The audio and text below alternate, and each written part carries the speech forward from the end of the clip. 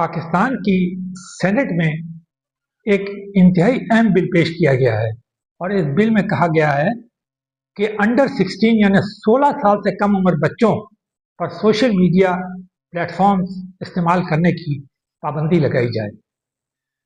ये ना देखिए कि ये किसने पेश, ये पीपल्स पार्टी के दो सेनेटर ने पेश किया, जो जिन्होंने बड़ा नेक काम किया है, बहुत अच्छा काम किया है।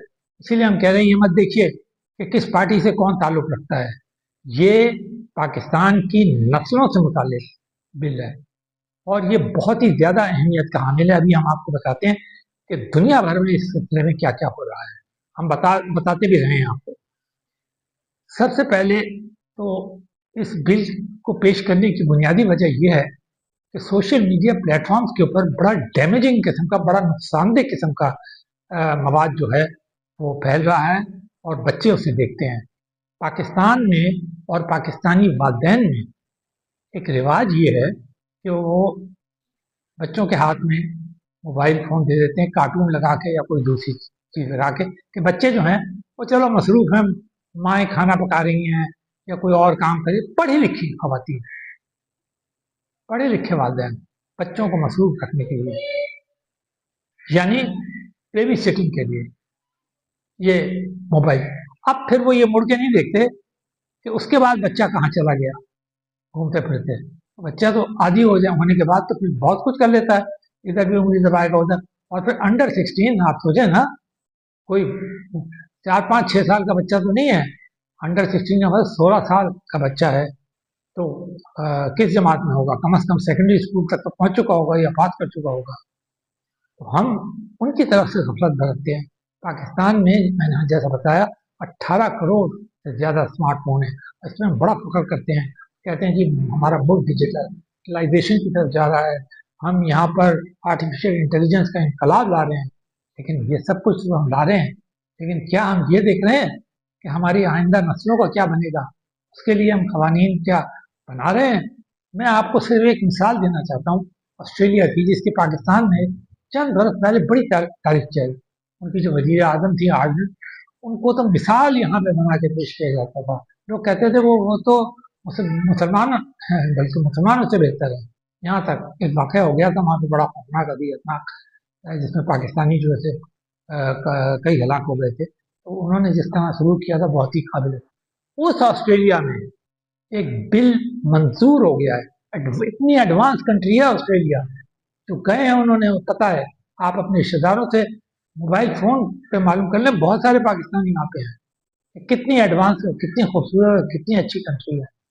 वहाँ पर एक बिल पास हुआ है कि जो बच्चे हैं वो सोशल मीडिया प्लेटफॉर्म इस्तेमाल नहीं कर सकेंगे और यूट्यूब जैसा मकबूल सोशल मीडिया प्लेटफॉर्म पे अकाउंट ही नहीं हो सकता।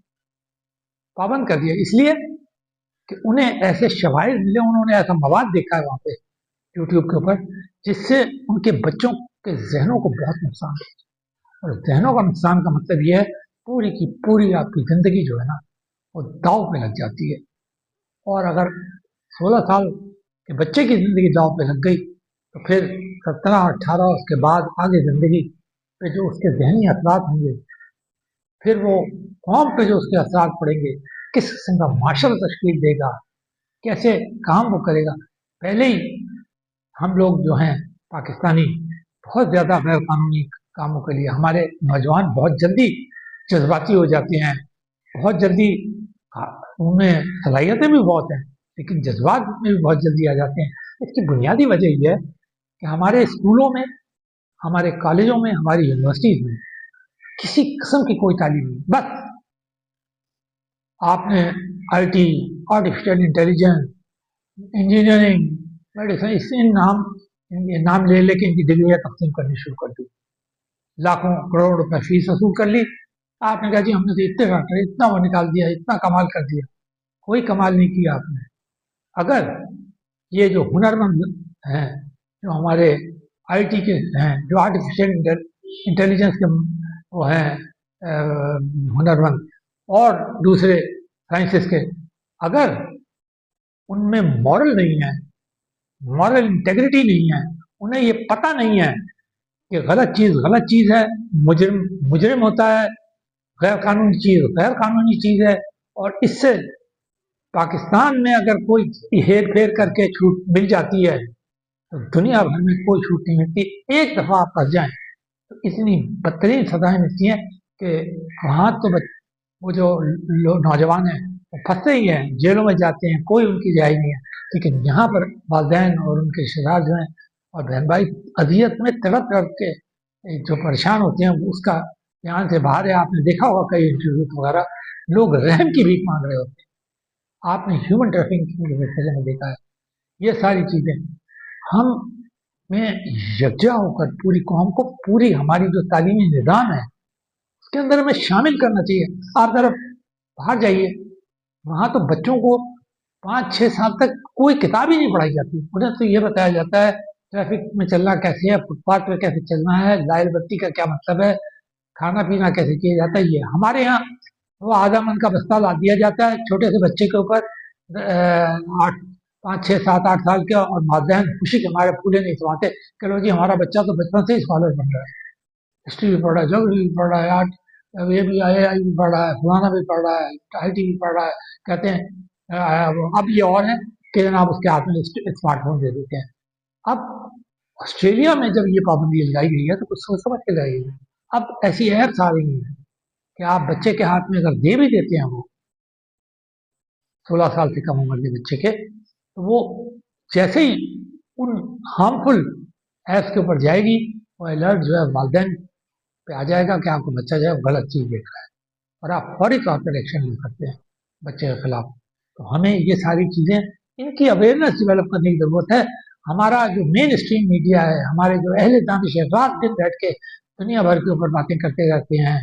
تو سیاسی جماعتوں پہ سیاسی 4-4 گھنٹے ہمارے ٹاک شوز جو ہیں انہیں چیزوں کے اوپر اپنا وقت لگاتے ہیں. کریں ضرور، کون منع کرتا ہے؟